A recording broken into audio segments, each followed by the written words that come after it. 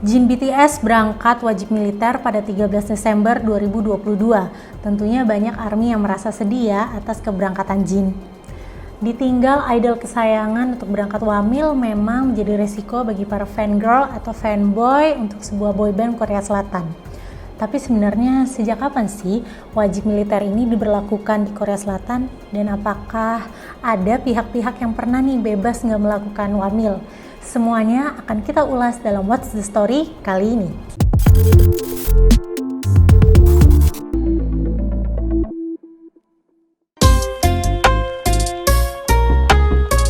Wajib militer di Korea Selatan diberlakukan sejak tahun 1957.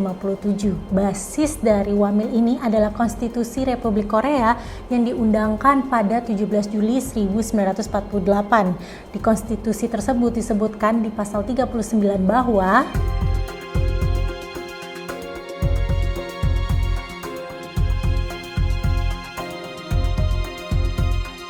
hal ini kemudian didukung dengan adanya Military Service Act, di mana di pasal 3 disebutkan bahwa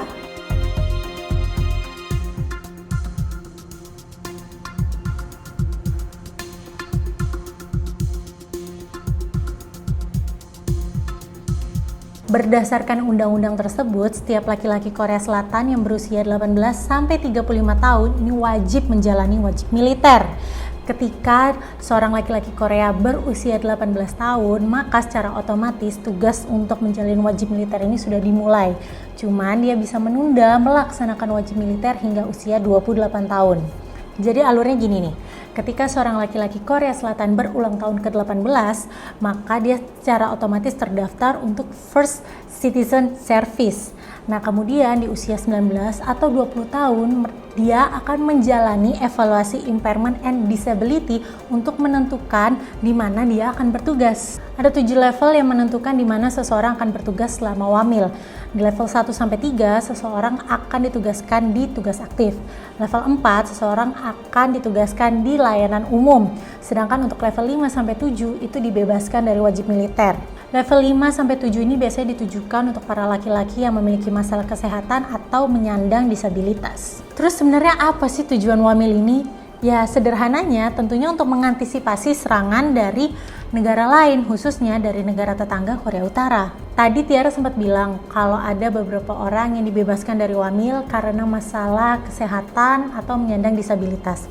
Tapi tahu nggak sih kalau ternyata ada juga nih pihak-pihak yang bisa mendapat pengecualian untuk nggak menjalani wajib militer. Mereka adalah para profesional-profesional yang dianggap menaikkan image Korea Selatan di kancah global, seperti atlet-atlet pemenang Olimpiade atau memenangkan emas di Asian Games, atau juga para penari balet, kemudian para musisi musik klasik yang memenangkan kompetisi level internasional.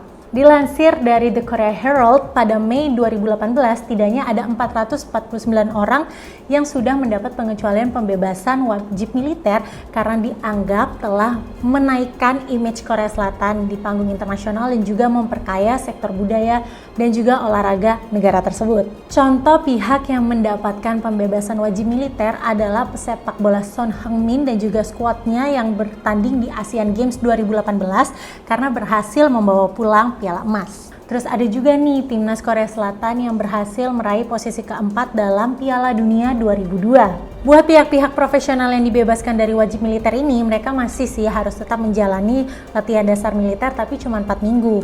Setelah itu mereka bisa melanjutkan karirnya selama dilakukan dalam jangka waktu 42 bulan.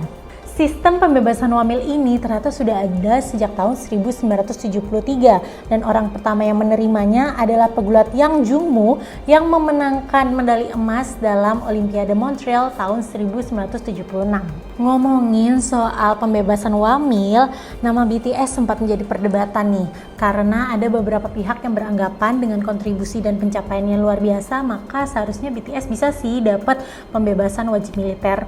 Bahkan mantan Menteri Kebudayaan Korea Selatan Park Yang-mo itu mengatakan bahwa dia berharap secara pribadi bisa memberikan pengecualian wajib militer untuk BTS. Emang apa sih kontribusinya BTS sampai muncul perdebatan ini? Well, di tahun 2021, NPR mengatakan bahwa total kontribusi BTS terhadap perekonomian Korea Selatan itu diperkirakan mencapai angka 5 miliar US dollar per tahun atau sekitar 0,5% dari total keseluruhan perekonomian negara tersebut.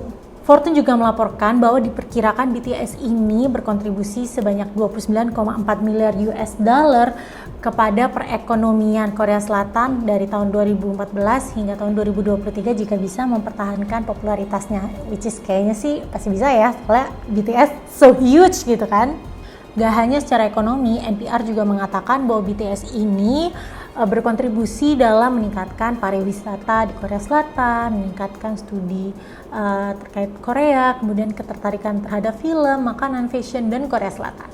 Tuh kan gila-gilaan banget kan kontribusinya BTS, makanya gak heran jika akhirnya terpecah nih opini publik. Ada yang beranggapan dengan kontribusinya dan pencapaiannya, terus kan dia membanggakan negara Korea Selatan, maka seharusnya BTS ini menjadi pihak yang bisa nih mendapat pembebasan wajib militer. Tapi ada juga nih orang-orang yang menentang ide tersebut, yang menganggap bahwa kalau misalnya BTS ini diberikan pembebasan wajib militer, itu bisa aja membengkokkan aturan wajib militer yang akhirnya nanti malah menguntungkan orang-orang yang dianggap memiliki privilege gitu.